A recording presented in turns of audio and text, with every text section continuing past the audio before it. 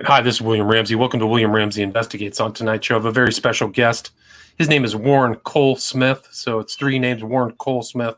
Make sure you type that in when you look for this book that he just published, the title of which is Faith-Based Fraud, Learning from the Great Religious Scandals of Our Time, just published May 2021.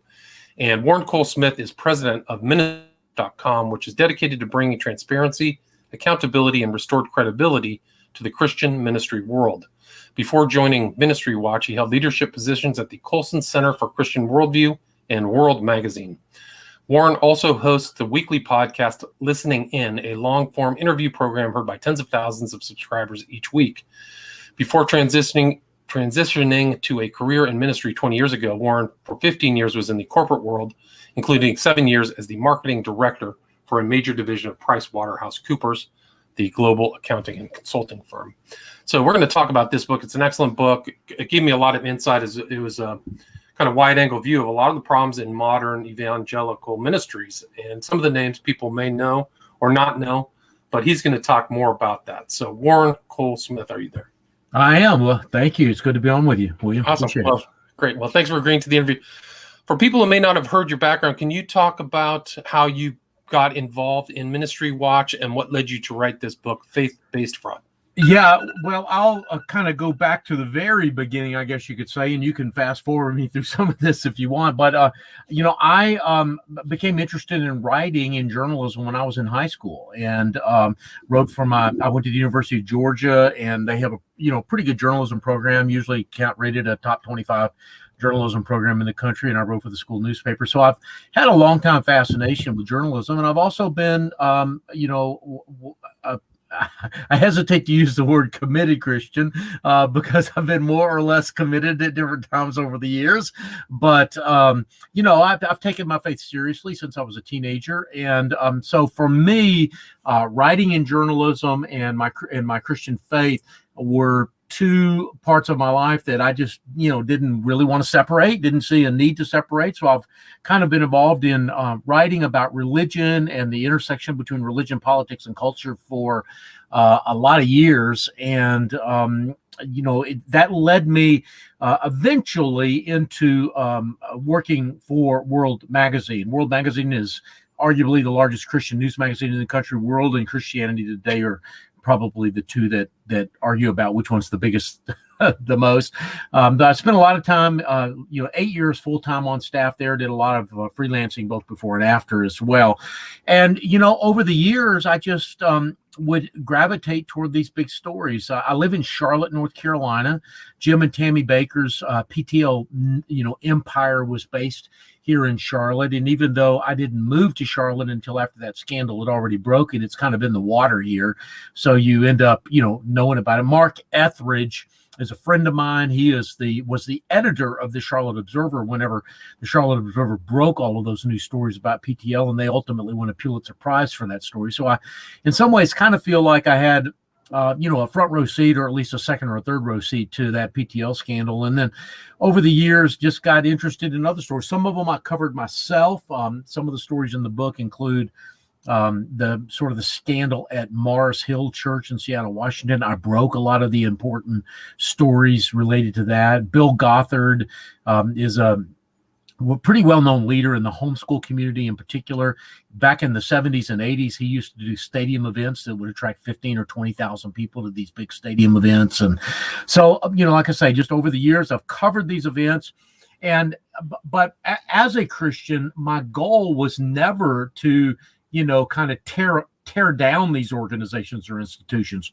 Always my goal personally was to say, what can we do to reform Christianity? What can we do to learn from these scams and scandals so that they don't recur, so that they don't repeat, so that we can guard against them, we can prevent them in the future? So that, William, that has kind of always been my motivation and what has driven me, and that's ultimately what led to this book.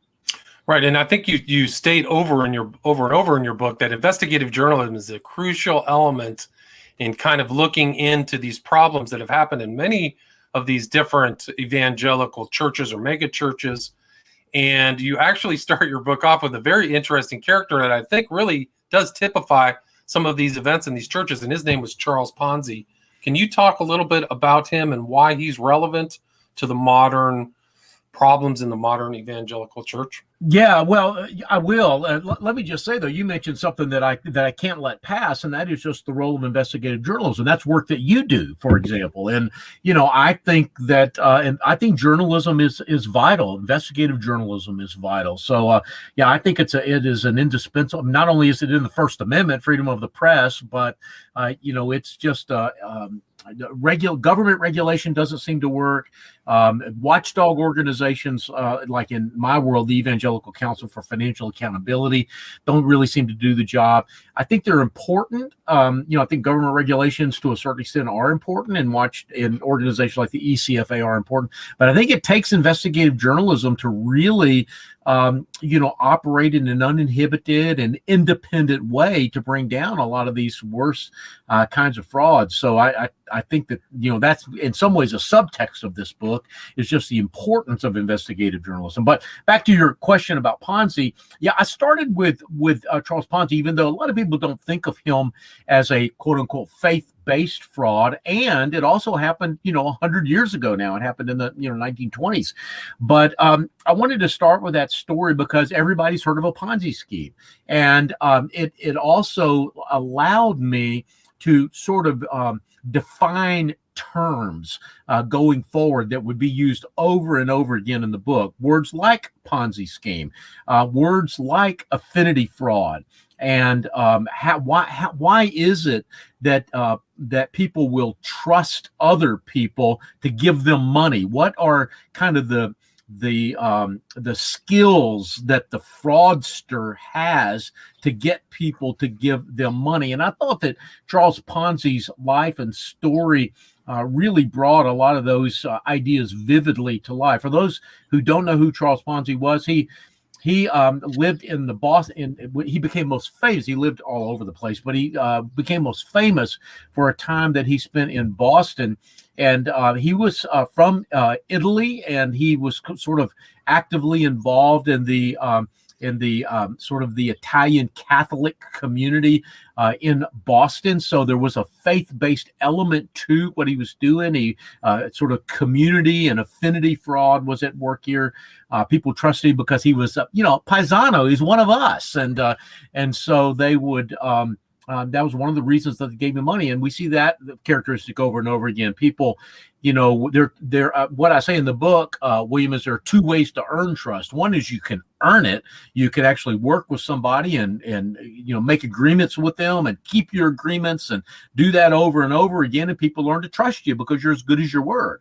The other way is not called earned trust, but imputed trust. And that's because I get that trust, not because of anything I've done, but because of people I know. People might say, well, yeah, I know William. He's a good guy. You can trust William. Well, they're taking my word for it in that case. They've really not actually seen you behave and earned the trust. They're just taking my word for it and they trust me, or vice versa. That's what happened with Ponzi. That's what happens with a lot of affinity frauds, and especially faith-based frauds, that they will trust people in that community without really doing the kind of due diligence that they would normally do when they give people money. So anyway, Ponzi came up with this scheme that involved postal codes. I describe it pretty in depth in the book, and I can do that, William, here if you want me to. But for now, I'll just say that you could buy these postal codes for these postal stamps, if you will. They were international reply coupons, is what they were technically called. And you could buy them for one price, but you could sell them for another price. And so that's what Ponzi told people he was doing. He was going to make money on the difference between the price of the buying and the price of the selling of those things. In the financial terms, that's called arbitrage. And there's nothing illegal about it. And if Ponzi had actually gone through with this scheme, it might have worked. He might have been able to buy these coupons for 6 cents a piece and sell them for 8, or buy them for 4 cents and sell them for 6. And if you bought enough of them, he could make some money at it. The problem is he never intended to do what he said he was going to do. He just took people's money. He never bought any of these international reply coupons, never invested in them. Instead, he lived a lavish lifestyle. He made people believe that he was wildly successful. And that is another characteristic of frauds is they make people believe they're successful so that other people will give them money. We saw that with Bernie Madoff. We saw that even with Jim and Tammy Baker. They lived a lavish lifestyle. A lot of the prosperity gospel preachers will do that. They made people believe that their ideas must be true because look what it's done for me. Well, the bottom line was that Ponzi was simply paying his early investors off with later investors, and eventually, like all Ponzi schemes, you run out of later investors. The scheme falls apart, and that's what happened with Charles Ponzi. But again, it's 100 years old, and you might think, well, why are you using that as the opening story in your book? But it's because it allows me to really get at these issues of affinity fraud and earned trust versus imputed trust, and the characteristics that these fraudulent people often have. The point being that we should be wary of them. We should now look for them. We can learn from those experiences and hopefully not duplicate them. And I think you do a great job in that book defining all those terms so people can understand them clearly, defining arbitrage, defining the Ponzi scheme, because you see those, I mean, as you know, you see those phenomenons in these later churches and how they become irresponsible. Some, like you say, aren't starting to be involved in a Ponzi scheme, but some things just get out of hand without oversight or things like that. That's a common theme in your book. But can you talk about, and you also, one of the interesting things you note in your book is that Charlotte is kind of an epicenter for a certain type of Christianity. There's so much of a centrality of all these other groups are around Charlotte. So PTL was part of some of this other stuff that's happening. But can you talk about Jim and Tammy Baker and how they got in trouble? Yeah, Jim and Tammy Baker is an interesting story because, as you said, not everybody, starts off as frauds. So I think a lot of people start off with good intentions. And another theme of the book is this notion of transparency and accountability. I sometimes call transparency and accountability the two guardrails that should be in place on the sides of the road. Otherwise, you're going to run off the road. And I think that is really more what happened with Jim and Tammy Faye. They started off, a young couple, kind of a sweet young couple. Everybody wanted to kind of pat them on the head whenever they would come perform in local churches. And they, developed kind of a shtick, I guess you could say, as almost like George Burns and Gracie Allen. They were actually compared by the older people in their churches when they were getting their start in the 60s and 70s to George Burns and Gracie Allen. So it was an act that they did live in churches to kind of minister to the local congregations, but it was also an act that translated really well to television whenever the burgeoning Christian television scene was kind of coming along in the 70s. And so they ended up, helping. They were instrumental. Jim and Tammy Faye were instrumental in the founding of several of the largest Christian television networks in the country. The Christian Broadcasting Network, Pat Robertson's network, that was founded in Virginia Beach, Virginia. The Trinity Broadcasting Network, which is the big, mega ministry, mega network that's out in California. And what ultimately became the Inspiration Network, PTL and the Inspiration Networks here in the Charlotte area as well. So, they were kind of at the right place at the right time with the right skill set, and so things got really, really successful for them quickly. They were at a fairly young age. But again, because they didn't have those guardrails around them, they didn't have, people that were telling them, hey, you can't do this, or you shouldn't do things in this particular way. They were so young and inexperienced, and the money just started pouring in once they got on television, that it became a real problem for them to handle. And, the scandal itself was pretty kind of vanilla. They built this big hotel, this resort here in the Charlotte area called Heritage USA, and they sold basically memberships to the hotel. You might all call it a timeshare, where you could, for a certain amount of money, you could spend a week, a year at the hotel. But the problem, William, is that they way oversold it. In other words, you got so many rooms in the hotel, so many weeks during the year. That should, that's just a simple math problem. It'll tell you how many you can sell. And they ended up selling far, far more of those memberships than they had any possible way of a meeting. And so that is sort of the specific nature of their fraud, was wire fraud and mail fraud and overpromising and not being able to deliver. But, in the midst of it all, there were just all kinds of things came out. They were buying Rolls Royces. They were flying in private jets. They were living in mansions. They were buying, $10,000 dog houses for their poodle. I mean, it just got completely out of hand. I think you said they took a plane to Palm Springs, but paid for the plane to wait for them in Palm Springs. So they paid some exorbitant amount of money. So yeah, a lot of kind of real problems, but it unwound into a huge loss for a lot of people. And I think that's a tragic theme in the book, is that a lot of people lose livelihoods. They lose their well-being and their security by these people who let these churches get out of hand. Can you talk about how much money was lost at PTL? Yeah, it's funny, William. I wrote the book, so I should know the answer to that question. It's 150 million. I think it was. Yeah, I was going to say 150 million. I'm glad that's actually the right answer.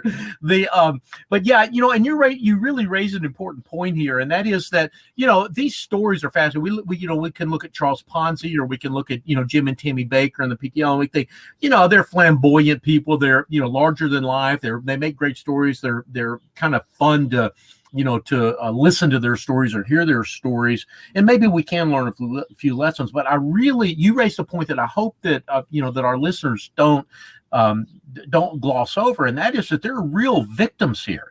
That there are people that invested thousands of dollars with Jim and Tammy Baker, and they couldn't afford that thousands of those thousands. They were making real sacrifices in order to invest that, what might seem in the grand scheme of things a relatively small amount of money, and a relatively small amount of money in the context of the $150 million that was ultimately involved here. But, for a couple that's, maybe an elderly couple that's living on a fixed income, or a young couple with a family that's, kind of living paycheck to paycheck and hoping that they've got enough money at the end of the month to buy their kids a new pair of shoes. This is real money to them, and they were victimized. That I often say that ideas have consequences, and bad ideas have victims, and there are real victims here, and we're talking about a lot of money. And of course, the other aspect of this, which you were, I think, also alluding to, is at its peak, as near as I can tell, there were about 3,000 people that were working for the PTL network and all of its various ministries that basically just lost their jobs virtually overnight. And so there are real people whose lives were affected. Kids that didn't get to go to college because of the money lost, homes that, were lost, or opportunities that were not able to be seized by these families that, could have multi-generational consequences given the way, wealth is accumulated in this country. So, these aren't just funny stories or even interesting stories. These are in some ways really tragic stories that we need to, that recur over and over again. That's why we need to really take a deep look into them and learn the lessons that are there. Yeah, and there's a lot of lessons there with Jim and Tammy Baker. They were really kind of one of the first at the peak, like I think you noted in your book, of television, but they were not the last. Can you talk about Todd Bentley and your experiences? Like, you're doing some of the research and looking into these televangelists individually, and Todd Bentley is an interesting character. Can you talk about him? Yeah, Todd Bentley is a bizarre character. Once again, a Charlotte guy. I mean, it was in fact on the old kind of the ruins of the old PTL network.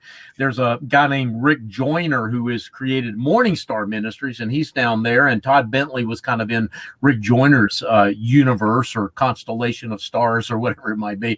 But Todd Bentley is again one of these kind of larger than life flamboyant characters. He had a lot of tattoos, and he just kind of looked like a biker dude in some ways, but he was a great communicator. And that's one of the things that you often find, William, is that these guys rise because of competence and fall because of character. And that it's not that they don't have gifts. It's not that they don't have skills and qualities that are worth admiring. Often they really do. And Todd Bentley was one of those guys who was a gifted communicator. He could preach, and he could get people, could attract people to him.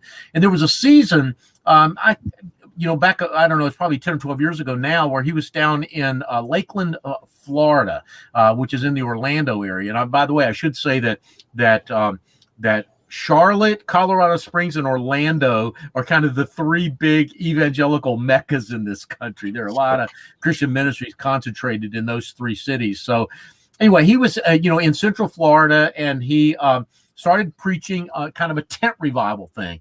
Well, one thing led to another, and he started making these outrageous claims, and his staff started doing things that were, not strictly true, like, saying that people had been healed at his services. And folks just started coming. They just started coming. I mean, we're talking tens of thousands of people. They erected these huge circus, style tents there. They were on an old airport. They actually erected it on an airport and on a runway. And so because they were kind of far out, they actually set up ATM machines in the tent. Wow. So that when they passed the bucket around, people would have cash to be able to put in the bucket. He said, well, if you don't have any cash, that's fine. Just, we've got an ATM machine in the lobby. And so it just, gives you an idea of the brazenness of this thing. But so I'm following this thing, William, and they hire a publicist, and she's reaching out to the media, and I'm thinking, okay, well, I'm going to take them seriously. They're claiming to heal people. I want a list of the people that have been healed, and I want to interview them. I want to talk to them. And that went on for months and months and months, where they wouldn't give me a list. But finally, I was amazed. I remember one day sitting in my office whenever I got to get this email. I'd actually forgotten that I'd made the request. It had been so many months earlier. And I get this list. And it's got like 13 names on it. And I just start, using Google and a background check program that that I subscribe to. I start calling these folks, and was able to get in touch with most of them. And, just to kind of fact check these stories. And as it turns out, I mean, I'll spare you a lot of details here unless you want to ask about them, William, but it was completely fraudulent. I mean, there was not one person on that list that had really been healed of what it was that they had said that they'd been healed of. And in fact, by the time I got to a couple of them, they were already dead. Two of them were dead. And this was, probably 10 years ago now, whenever this thing was going on and I did the original research. That article was originally published in World Magazine. I did a little fact checking whenever I published the book. I went back and sort of updated them. A couple more had died since, then. So again, these are real victims, real people, real families that are being taken advantage of here. In some ways you can think, well, this is just kind of a crazy story and isn't it interesting and funny? But it's not. It's tragic. These are people's lives that have been changed forever because of the frauds of these people, of these events. And they're super vulnerable too. So that's what's even worse. Is that they want healing. He claims to be a faith healer.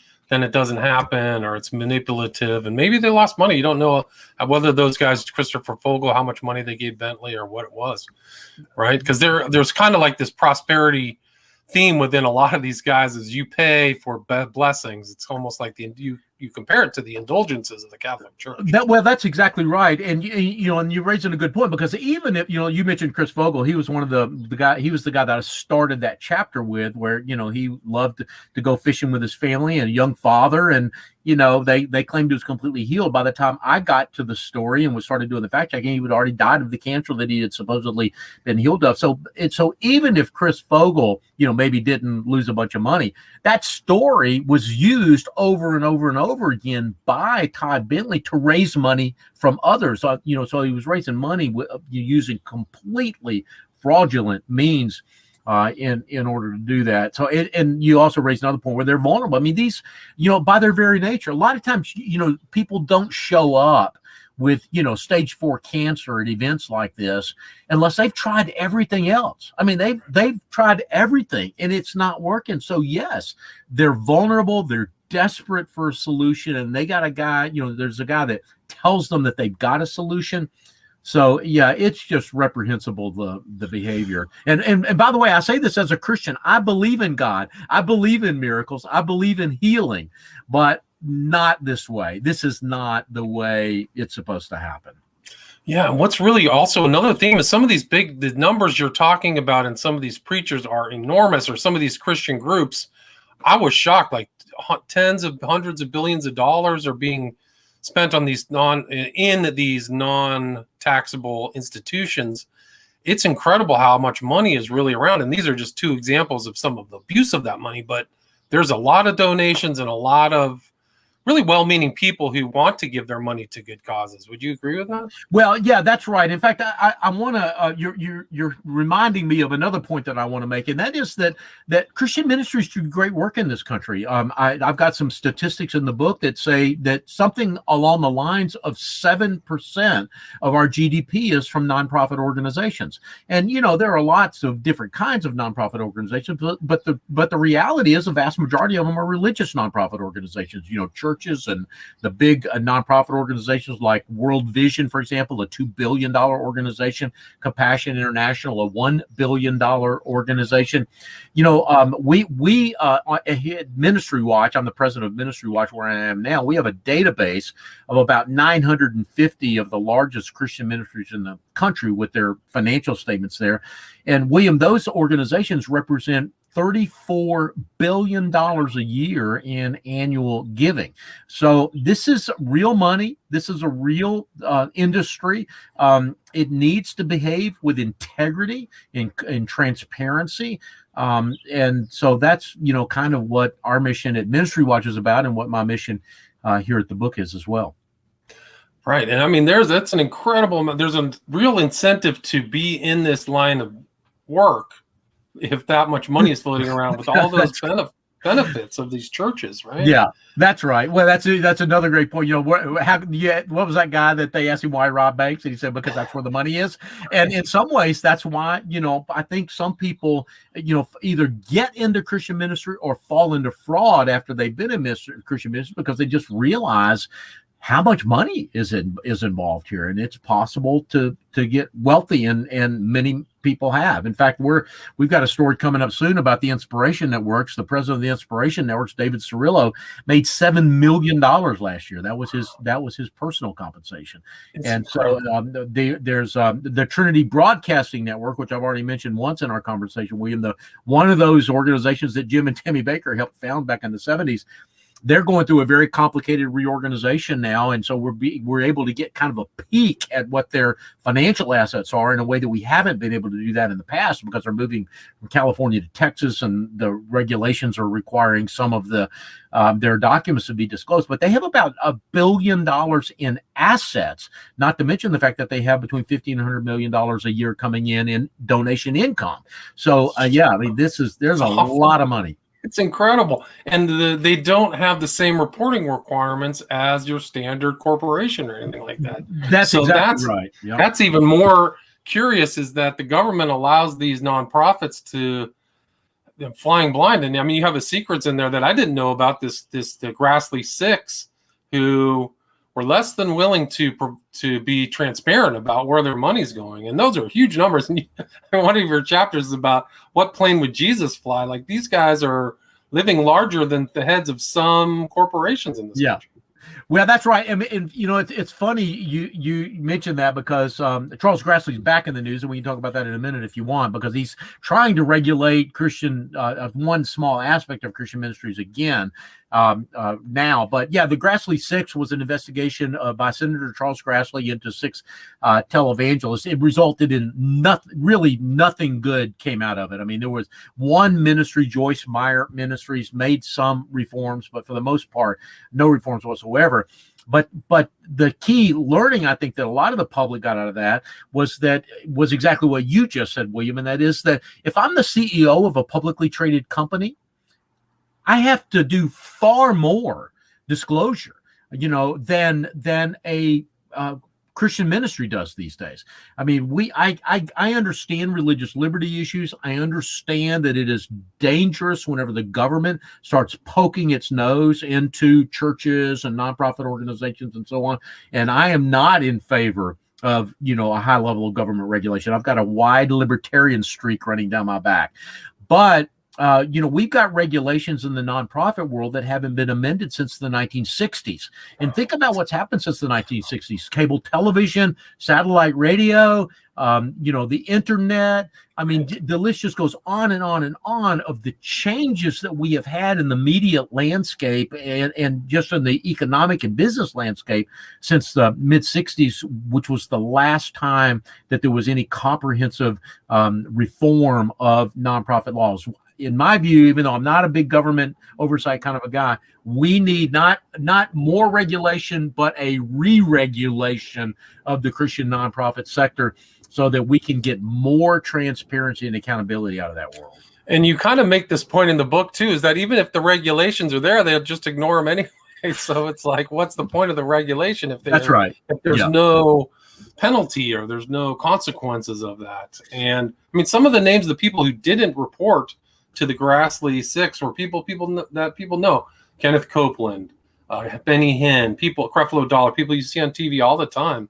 And it was just really fascinating to see that they weren't willing to really comply with the senators' request. Yeah, they just basically said, no, we're not going to do it. And these days too, there's another phenomenon going on. If you're if you and I, William and Warren formed the William and Warren nonprofit organization to feed the hungry in our town or whatever it is, we've got to file a Form 990 every year. It's like a tax return, and it'll say how much money we take in, how much money we spend, how much money we make, you and I individually make.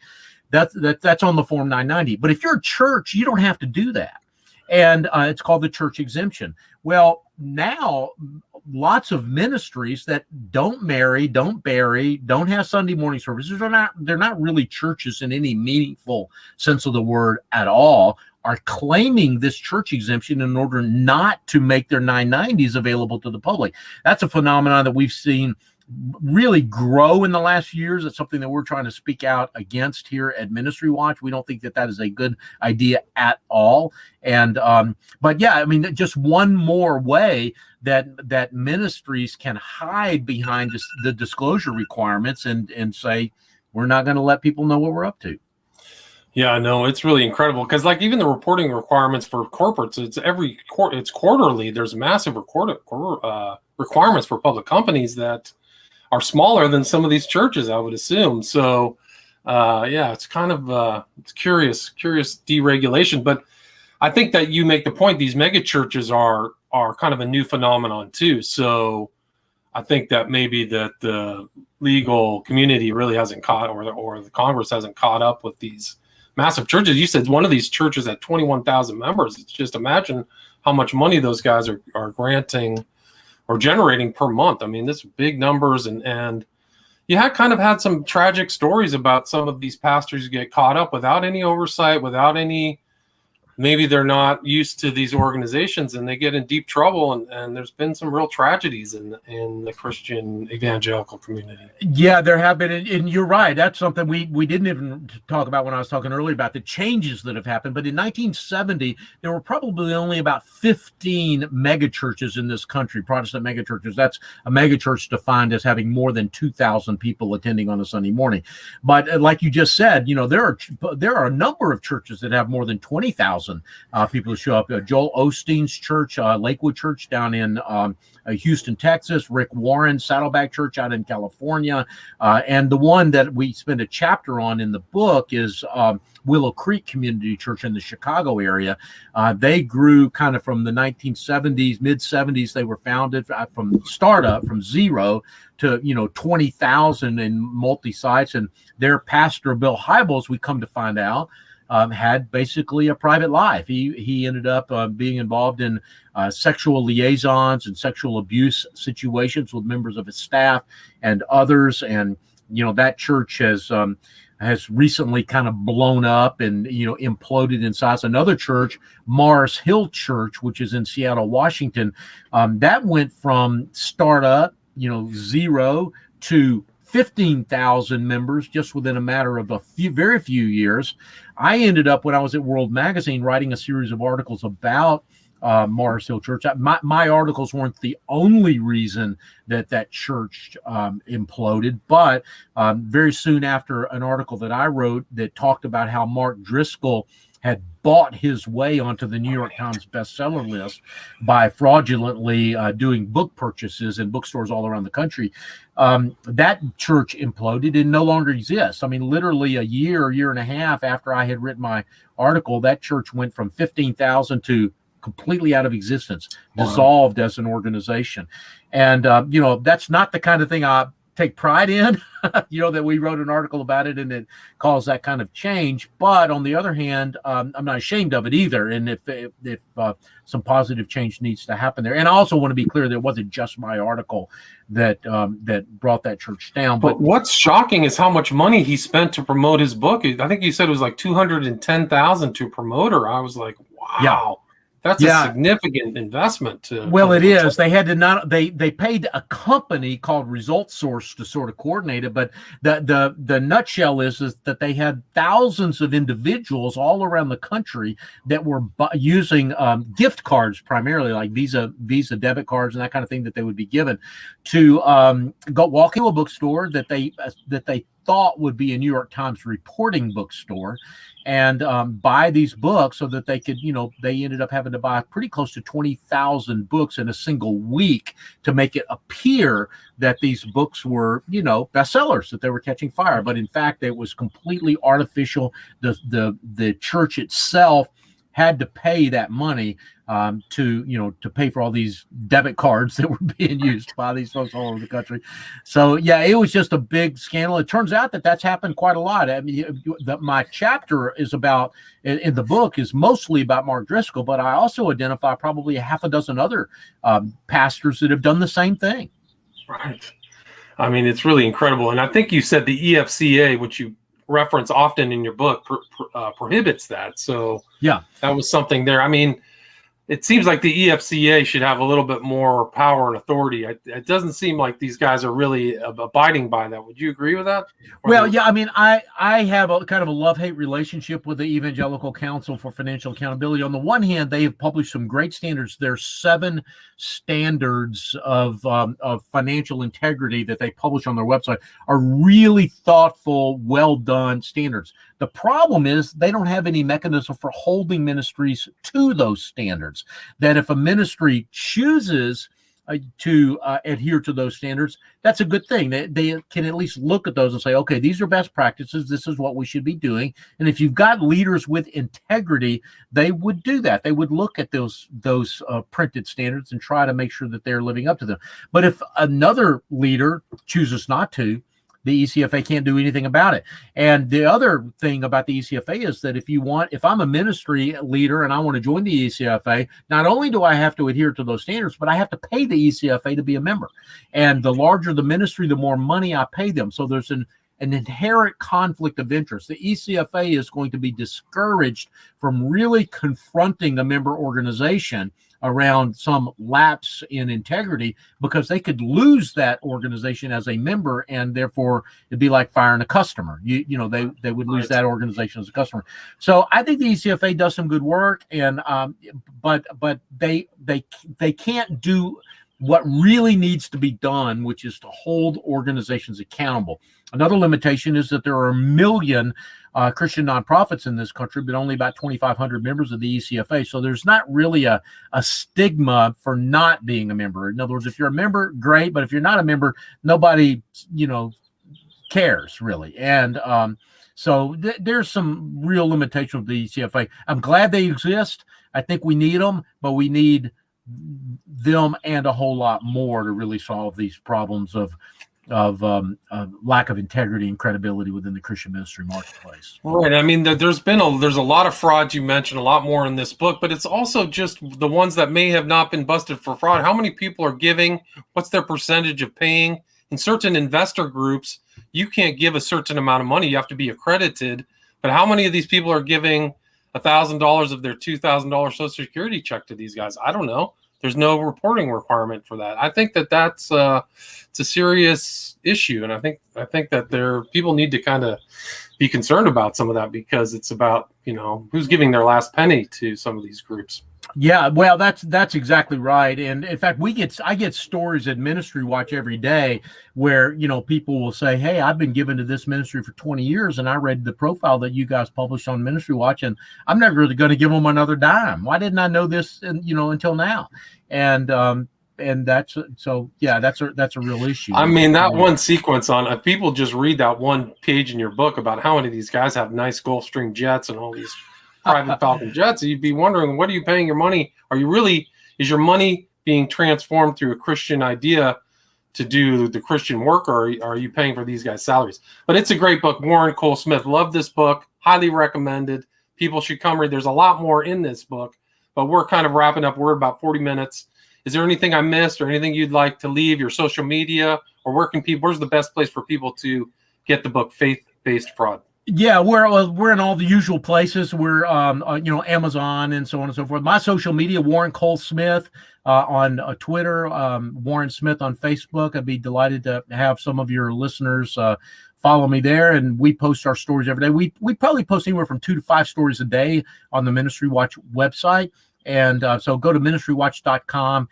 And you can sign up for our daily emails, or you can just check us out, at your convenience whenever you want to there. And we try to keep up with what's going on in the ministry world. We write on the bad guys, but we also a couple times a week tell positive stories as well of organizations that are doing really good work. Because like I said, William, we need nonprofit organizations. We need Christian ministries. Alexis de Tocqueville, as far back as, the 1830s and 40s, when he wrote Democracy in America, said that these associations, these institutions of civil society, they're the glue that hold the culture together. We need them, but we need them to operate with integrity. And that's what we're trying to do at Ministry Watch. I agree. So people go check that out, ministrywatch.com. I'm going to sign up for the emails myself today. Again, the name of the book is Faith-Based Fraud, Learning from the Great Religious Scandals of Our Time, published May 2021. And the author, again, is Warren Cole Smith. So get the full name, Warren Cole Smith. Warren, thanks so much for your time. It's been my pleasure. Thanks for having me on. All right, take care.